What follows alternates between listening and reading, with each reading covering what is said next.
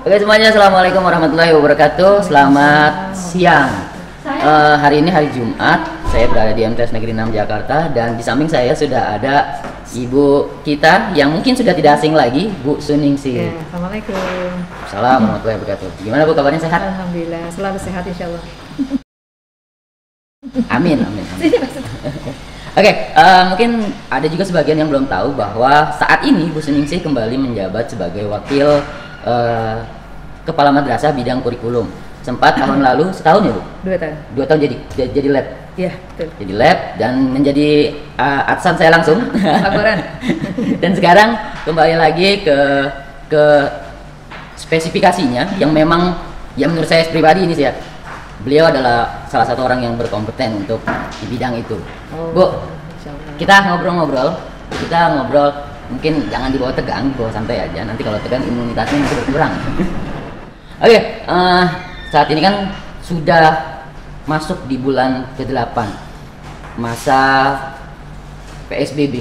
Sudah 3 kali mengalami perputaran antara PSBB total, kemudian PSBB transisi, kemudian PSBB rem darurat, 4 kali bahkan. 4 kali kita menjalani ini. Nah, perkembangan pembelajaran siswa itu sendiri di MTS Negeri 6. Menurut Ibu selaku mungkin yang sering banget menjadi apa ya, pengawas atau yang memonitor, Bu. Perkembangan ini ya? Maaf. Oke, mungkin terima kasih. Assalamualaikum warahmatullahi wabarakatuh. Sedikit saja mungkin gambaran karena saya pribadi pun baru menjabat kurang lebih 4 bulan ya. 4 bulan artinya ini masih seumur jagung. Saya juga belum bisa menyampaikan secara keseluruhan untuk yang validnya seperti apa. Karena ini pun masih dalam proses pengamatan dan pemantauan. Saya salah satunya di samping sebagai guru juga sebagai tim eksekutif di e-learning madrasah. Jadi kami selalu memantau secara periodik, juga melakukan pendampingan untuk guru-guru, dan update-nya adalah alhamdulillah sudah 100% guru-guru menggunakan e-learning. Seperti itu ya. Adapun nanti metode penyampaiannya ke siswa, contoh bahan ajar yang diberikan berupa video misal ya. Jadi nanti videonya itu bisa berupa link di YouTube, lalu nanti di-upload di bahan ajar, siswa tinggal membuka. Juga mungkin ada maunya yang menggunakan PDF atau ada yang foto berupa mapping, mungkin anak bisa melihat. Terus juga bisa berupa link Google Form bisa jadi karena saat itu guru ingin menggunakan dengan cara yang lain, yang berbeda. Karena kalau di e-learning itu kan untuk penilaiannya ada 3 di situ. Jadi ada yang khusus CBT, ini bisa dimanfaatkan untuk sebagai pengganti penilaian harian atau ulangan di akhir KD. Terus juga ada penugasan pengetahuan, aspek pengetahuan. Juga ada penugasan aspek keterampilan. Nah, oleh karena itu dalam masa kondisi seperti ini justru peluang untuk guru-guru itu memberikan pembelajaran PJJ itu dengan berbagai metode yang mereka kuasai. Ada yang dengan Padlet, terus ada yang menyampaikan dengan WA, lalu ada yang menyampaikan dengan Google Classroom, bahkan ada yang menggunakan Telegram. Artinya kemampuan guru-guru otomatis diikuti juga, mau tidak mau oleh siswa, gaya mengajar guru tersebut seperti apa. Ini yang akhirnya mudah-mudahan baik siswa, orang tua otomatis juga akan kena dampaknya karena dia juga pastinya memantau kegiatan belajar anaknya, dan guru apalagi harus memotivasi dirinya untuk lebih kreatif lagi menggunakan bahan ajar apapun, walaupun rumah yang sesungguhnya yang diharapkan dan dianjurkan oleh Kementerian kita menggunakan e-learning. Jadi seperti itu. Artinya alhamdulillah sudah banyak sekali peningkatan dan ini bisa kami pantau dari tim eksekutif di e-learning madrasah. Artinya kita bisa masuk ke kelas online guru-guru siapapun yang ada dalam lingkungan madrasah kita bisa lihat bahan ajar yang diberikan oleh guru tersebut apa. Terus mereka sudah melakukan penilaian berapa kali. Lalu aktivitasnya selama 4 bulan kesini ini itu berapa ribu aktivitas itu kita bisa lihat. Semakin banyak aktivitas untuk membuka di learning otomatis kelihatan akan terekam jejaknya seperti itu. Nah, tapi dengan media yang bermacam-macam itu bukan malah ini sih lagi-lagi ya kita cuma mengira, bukan malah membuat bingung, Bu. Dari e-learning kemudian dengan ada Padlet, kemudian Google Classroom, kemudian Telegram, WA group dan lain sebagainya. Apakah siswa kita nggak bingung? Sementara yang sebelum kegiatan tahun ajaran baru memang masih banyak sekali yang menggunakan Padlet, karena di Padlet itu guru bisa memantau di satu beranda tugas yang diberikan apa, lalu upload hasil siswa juga di situ bisa langsung dinilai. Cuma untuk kesini semakin mengerucut dalam artian karena kita sudah memanfaatkan semaksimal mungkin yang ada di e-learning. Nah, jadi yang menggunakan medianya itu hanya untuk bahan ajarnya gitu dan proses penilaian. Jadi hanya tinggal 2. Dari mana media pembelajaran? Contohnya Google Form. Guru saat ini tidak menggunakan CBT, jadi menggunakan Google Form. Ini juga bisa. Dan menurut saya masih bagus ya, masih bisa searah gitu. Kenapa? Bisa dibayangkan, terus terang saja mungkin ini sekedar keluhan saya juga sebagai wakil kurikulum ketika melihat kegiatan PJJ sehari-hari itu ada sering atau beberapa kali yang memang akhirnya ketika 1000 siswa memanfaatkan berbarengan CBT e-learning, bahkan guru-gurunya yang kurang lebih 50 orang ini juga sedang membukanya juga, ini ada sedikit miss ya, jadi sering error. Nah, jadi solusi juga menurut saya harus ketika perlu gitu. Jadi betul. Jadi artinya penilaian itu bisa menggunakan Google Form boleh, tetapi nanti rumahnya atau penugasannya tetap ada di CBT tadi atau di penilaian yang ada di e-learning. Nah, oleh karena itu ketika minggu ini error banyak sekali guru-guru yang menggunakan CBT, akhirnya saya mau pakai Google Form aja penilaiannya. Monggo, silakan linknya dikasih ke anak melalui grup WA mungkin, lalu anak mengerjakan, cuma nanti untuk mindahin nilainya adalah tugas guru. Tugas guru yang mindahin nilai yang didapat di Google Form lalu dipindahkan di tugas yang sudah dibuat di aplikasi e-learning. Sehingga semua penugasan, semua aktivitas, semua bahan ajar, RPP, KIKD dan sebagainya kita bisa pantau. Jadi istilahnya hingga saat ini tidak ada satu guru yang istilahnya yang nggak punya nilai di CBT. Insya Allah punya, semuanya punya. Karena setidaknya setiap akhir KD guru menggunakan 1 kali CBT untuk pengganti penilaian harian atau seperti itu. Oh ya Bu, mungkin saya yang waktu lalu kita ngobrol belum tanya secara spesifik. E-learning itu sebenarnya nih punya produk Kanwil DKI atau pusat Bu? Wah, saya secara pasti saya nggak paham juga, cuma yang jelas kami di level bawah sini ya, jajaran sebagai pendidik ketika dianjurkan menggunakan ilmu madrasah, setahu saya sih punya kemenang seperti itu, karena ilmu madrasah ini memang untuk madrasah, baik MI, MTS maupun MA ya dianjurkan menggunakan itu. Nah, kalau menurut saya pribadi ini sudah sangat bagus sebetulnya, cuma memang perlu ada revisi-revisi, perbaikan-perbaikan, masukan-masukan dari kendala-kendala yang kami alami. Nah, kenapa saya bilang bagus? Karena bila keadaan biasa normal, kita guru-guru bisa langsung mengajar anak, mengajarkan materi, penilaian, bahkan kepala sekolah mungkin, tim piket mungkin, wakil kurikulum dan sebagainya bisa sering memonitor kondisi kegiatan KBM di dalam kelas. Tetapi ketika kondisi seperti ini kan kita nggak bisa melakukan itu. Lalu bagaimana cara kita mengamati? Ketika mereka menggunakan tadi dengan variasi media pembelajaran yang bervariasi, susah kita masuknya. Ya kan, walaupun mereka menggunakan Google Form, tapi kita nggak bisa masuk di dalamnya. Kalau Google Classroom masih bisa, dengan catatan kepala sekolah atau wakil dimasukkan di dalam grup itu, masih bisa pemantauannya. Tapi untuk sekian ratus anak dan sekian puluh guru, ketika menggunakan metode yang bervariasi, ini yang menjadi kendala. Oleh karena itu menurut saya, dengan adanya aplikasi ini sangat membantu. Kenapa? Karena kita sejalan, mulai dari membuat kelas online-nya, berapa pertemuannya, mengisi KIKD, masing-masing bisa barengan, per mapel ya, ngumpul mapel itu bisa bekerja sama, mereka teamwork mengisi bareng, terus juga KKM-nya berapa, bahan ajarnya apa aja, RPP-nya untuk berapa pertemuan bagaimana, ditambah lagi di beberapa minggu ini sudah ada BIMTEK ya, BIMTEK untuk aplikasi KMA itu sudah ditambah, diperjelas lagi, bahkan diulang lagi yang namanya e-learning itu, mulai dari membuat kelas seperti apa, mengisi KIKD, membuat bahan ajar, cara menguploadnya. Walaupun sebagian kita memang sudah kita bergerak dari awal ya, artinya insya Allah di 6 ini mulai dari bulan Juli itu insya Allah kita sudah melakukan pendampingan secara kontinu, lebih dari 3 kali kita mengadakan pertemuan bersama-sama, sharing.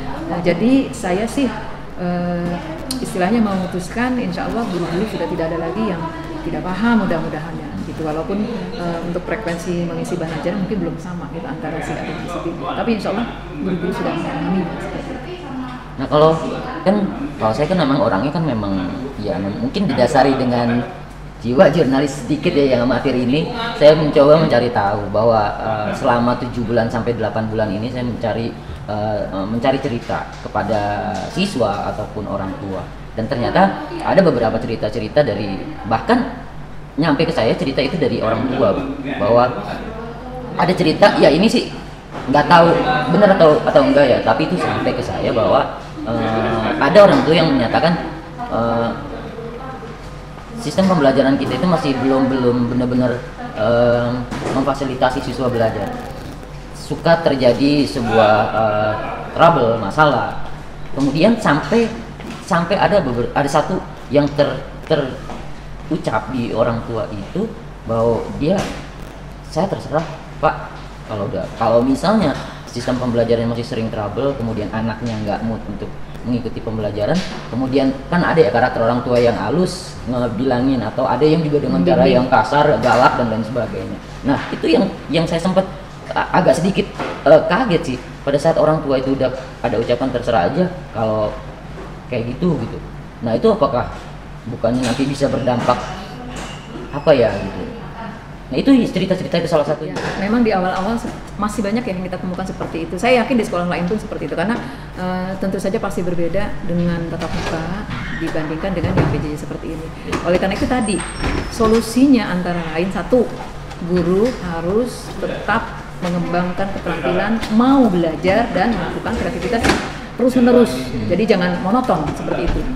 Misalnya guru memberikan PJJ WA melulu, ya bagaimana kalau model seperti itu? Terus kalaupun menggunakan e-learning terus, ya nggak bisa. Bagaimana kalau saat itu kondisi yang bermasalah, mungkin sedang ada pembaruan sebagainya, ya kan? Ini kan nggak bisa seperti itu. Oleh karena itu tadi yang saya bilang, minimal harus menggunakan dua itu contoh e-learning sebagai rumah, sebagai tempat semua administrasi guru yang selama ini dicetak, di print, diketik segala macam. Jadi sekarang sudah ada di e-learning. Lalu untuk komunikasi ke anaknya, ya WA. Bisa untuk membuka pembelajarannya via WA, hari ini jam segini nanti kamu absen dulu ya. Terus nanti materi kita hari ini, tolong dilihat. Itu semua guru sudah seperti itu. Dan guru pun sudah memfasilitasi bahan ajar itu setidaknya sehari sebelumnya atau tengah malamnya. Jadi pagi itu memang bahan ajar sudah tersedia. Dan ketika bahan ajar sudah tersedia, seandainya anak hari itu sedang sakit atau bagaimana tidak bisa membuka, tuh bisa dibuka kapan saja dia waktunya sempat, ada internetnya, terus juga mungkin dia sudah tidak sedang sakit. Itu sebetulnya menguntungkan seperti itu. Cuma ya tadi, komunikasi jangan hanya di satu tempat saja, jadi bisa melalui WA, pendekatan mungkin di grup orang tua. Otomatis di sini juga orang tua tidak bisa juga menyalahkan 100% seperti itu kondisinya, dan juga tidak boleh menyerah seperti itu, karena ini harus ada teamwork.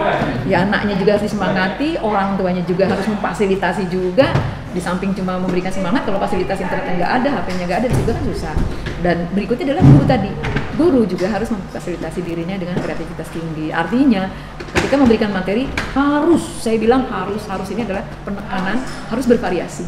Jadi bisa tadi dengan model-model cara tadi. Kalau perlu, yang saya terapkan sih bukan berarti saya yang terbaik, tidak sama sekali. Jadi upaya saya itu di awal KD itu saya selalu memberikan video. Jadi di video itu saya menjelaskan, ini loh nanti bakalan materinya di KD ini yang kita pelajari ini. Dan di hari itu anak cukup hanya menonton video itu. Lalu mereka nanti screenshot bahwa mereka sudah mempelajarinya, sudah menonton sampai tuntas, kasih komentar bahwa mereka sudah. Jadi hari itu cukup baca itu aja, mendengarkan itu aja. Kalau mereka mau membaca catatan, silakan. Lalu minggu pertemuan berikutnya baru kita masuk tambahan indikator yang berikutnya, dan ini mulai merambah ke penugasan. Jadi memang harus seperti itu frekuensinya, nggak bisa langsung tiap minggu soal terus juga anak bagaimana materinya mereka. Tidak ada, apalagi kalau guru tidak menyampaikan mungkin ya mohon maaf berupa penjelasan. Kalau cuma dikasih materi kayak PDF saja, kalau anak punya kemampuan untuk ada printer, ngeprint bisa dibaca. Tapi kalau misalnya kita tidak bisa pastikan mereka itu sudah membuat itunya, jadi makanya inilah di sini ikhtiar seorang guru seperti itu. Jadi ya guru juga sama-sama repotnya, sama-sama capeknya. Ya tapi ya kita semua berusaha sedikit demi sedikit untuk menjadi lebih baik gitu. Oke, kalau tadi kan teknis PJJ. Nah, yang saya juga sering kali juga terlintas di benak saya. Ya entah kenapa saya juga, walaupun saya bukan guru, tapi nggak tahu kenapa kayaknya sering banget aja terlintas bahwa kalau dalam berkegiatan sehari-hari ada pembelajaran akademik dan juga motorik, skill, keterampilan. Nah, pada saat ini PJJ, menurut saya ini kita dari awal kalau nggak salah zonk sama sekali kan untuk keterampilan. Nah, salah, enggak juga. Benar itu. Jadi seperti ini. Contoh prakarya ya, prakarya itu sudah bisa dibuktikan dengan mereka banyak menghasilkan produk. Artinya walaupun PJJ, mereka itu tetap dibimbing. Nah, kalian contoh di awal, kalian minggu ini produknya yang ada kaitannya dengan kondisi kopi seperti ini, membuat hand sanitizer. Nah, misalnya dengan hanya daun sirih direbus dan sebagainya, lalu dikasih ada, mereka membuat produknya. Lalu mungkin ada yang membuat masker seperti itu. Jadi ada keterampilan tetap di terutama kayak di prakarya gitu kan bisa. Lah kalau di IPA saya pribadi mereka membuat gambar. Itu juga kan menghasilkan produk, membuat gambar yang bagus.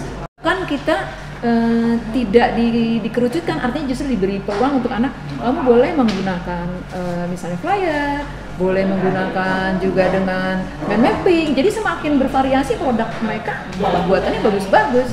Seperti itu. Nah kalau enggak tapi kan itu kan termasuk keterampilan. Ya itu keterampilan, itu salah satu keterampilan dari prakarya. Tapi kan di sekolah kita kan ada juga.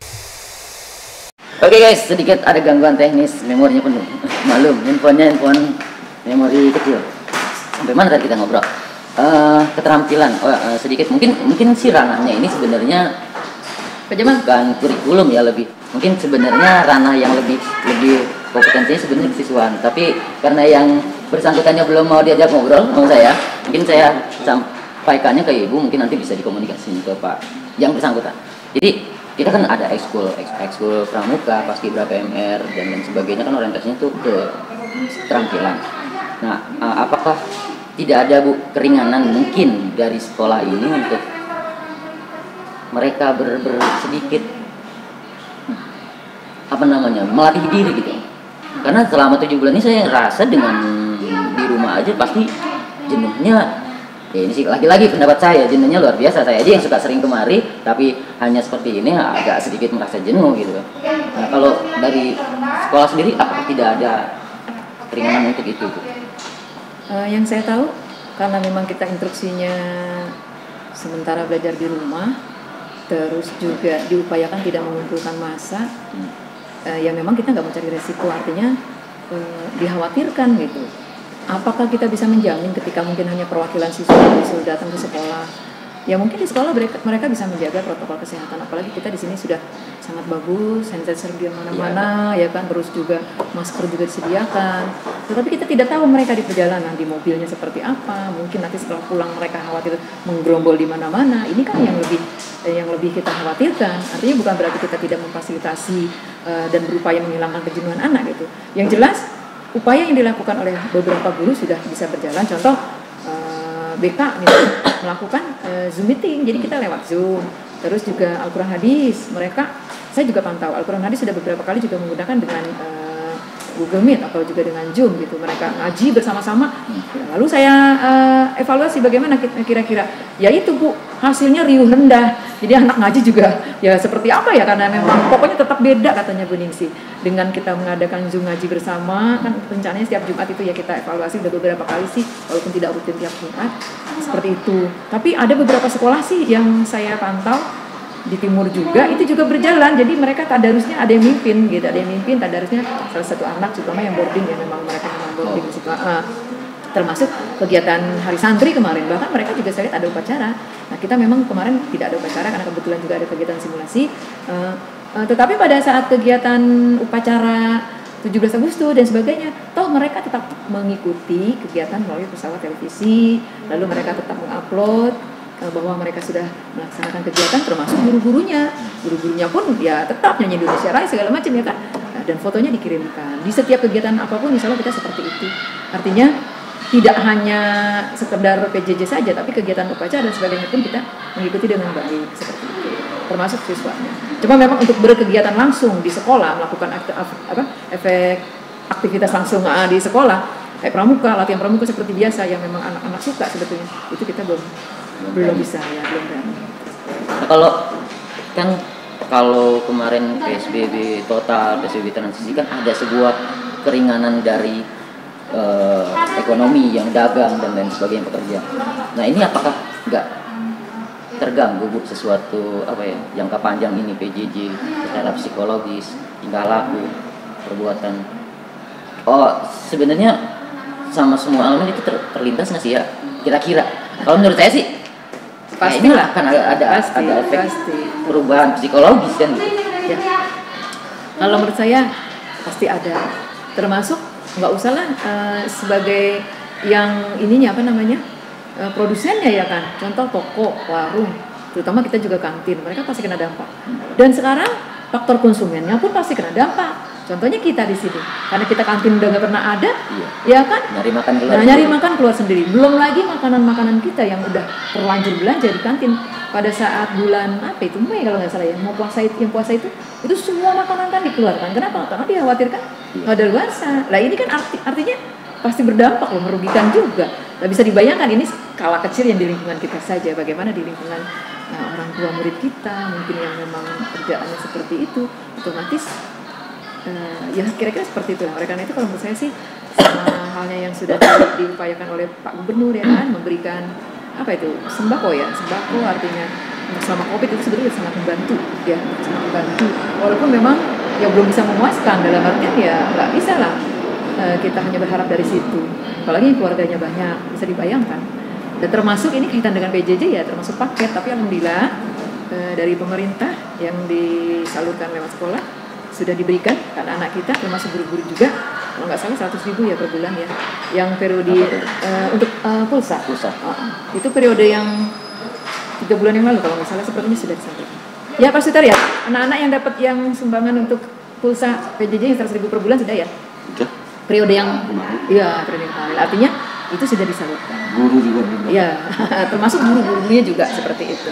Enggak, kalau itu yang dapat hanya siswa yang kurang mampu atau yang mengajukan kan di data siapa yang mengajukan. Iya. Ada 200 siswa ya, yang mengajukan berarti yang memang mungkin orang tuanya bisa jadi perlu bantuan untuk kuota internet seperti itu kita fasilitasi. Siswa dari 1.000 ya Pak ya, kurang lebih ya. Ini muridnya paling dikit kan. Kelas 7 aja itu. Ini ditanya nih, pramuka gimana? Katanya bisa nggak sih pramuka itu didatangin ke sekolah sebagai menghilangkan rasa kejenuhan? Makanya saya bilang siapa yang berani menjamin resikonya? Ya kan repot. Gitu. Waktu itu aja jamin buku perpus saya nyesel. Udah di jadwal juga datang nggak sesuai jadwal. Iya. Terus pada nggak mau pulang, malah kumpul satu. Nah itu yang dikhawatirkan tuh itu ya. Karena namanya anak-anak, mereka kan berpikirnya belum seperti orang dewasa. Apalagi anak 8 dia lagi kena itu ya kan? Anak cewek semua. 8 dia kan kena Bu. Seperti itu ya. Jadi itu ya memang kebetulan dari pemerintahnya sendiri juga memang melarang kan gitu. Kecuali kita bisa menjamin ya, siapa yang bisa menjamin anak? Makanya saya bilang di sekolah bisa jadi mungkin masih bisa kita kontrol, tapi ketika mereka sudah dari luar sekolah terus pulang ke rumahnya ini yang ngeri Bu.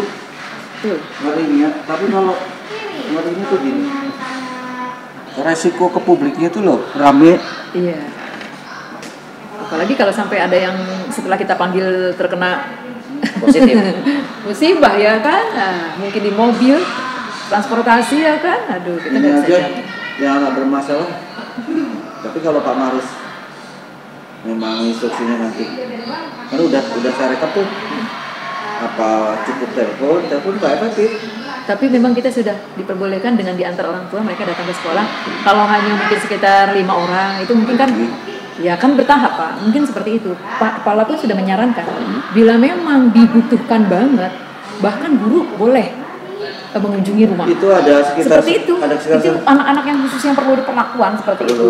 Ya kita pengen tahu banget kenapa kok anak ini ada apa. Ada bagaimana kondisi orang tuanya. 10 anak itu udah ditangani BK diteleponin langsung tapi nggak ada perubahan. Seperti itu. Artinya kita karena belum bisa. Makanya nanti padahal udah ngobrol sama orang tuanya segala. Ya. Tapi kalau kita belum real Pak ngeliat ke rumahnya, kondisi keadaan rumahnya susah, itu yang memang belum kita lakukan tapi sudah dianjurkan. Gitu. Beda dengan di daerah ya. Kalau di daerah kan memang ya kita di sini kan tahu sendiri jalan aja di bulak rantai udah nggak boleh lewat. Artinya kan memang posisinya masih seperti itu. Bukan berarti juga guru nggak peduli. Guru pun sudah bertahap berupaya ya kan dengan telepon anaknya, telepon orang tuanya, pemberitaan lewat wali kelas, terus dibantu juga oleh BK, dimonitor oleh pakar kesiswaan, seperti itu sudah bertahap. Tapi memang persentasenya masih sangat kecil ya Pak, karena kan kita dari 1.000 orang ya wajar kalau ada sekitar 20 anak yang seperti itu masih wajar. 30. Ya 30-an masih jauh. Di sana tiap hari kalau biasa tatap muka yang ya nggak Sama, masuk rata-rata seperti 20 itu. sampai 30 tiap hari. Emang grafik rata-ratanya sama ya. Jadi Berarti PJJ sama guys sama. Karena rata-rata kan 20 anak, Iya. 30 anak. Hampir ya. Ada kadang 50 tapi jarang banget. Iya. Ya kalau di rata-rata mungkin setiap kelas ada 1 atau 2 anak tentunya setiap hari yang izin ya Pak, yang seperti itu. ya mungkin ya saya cuma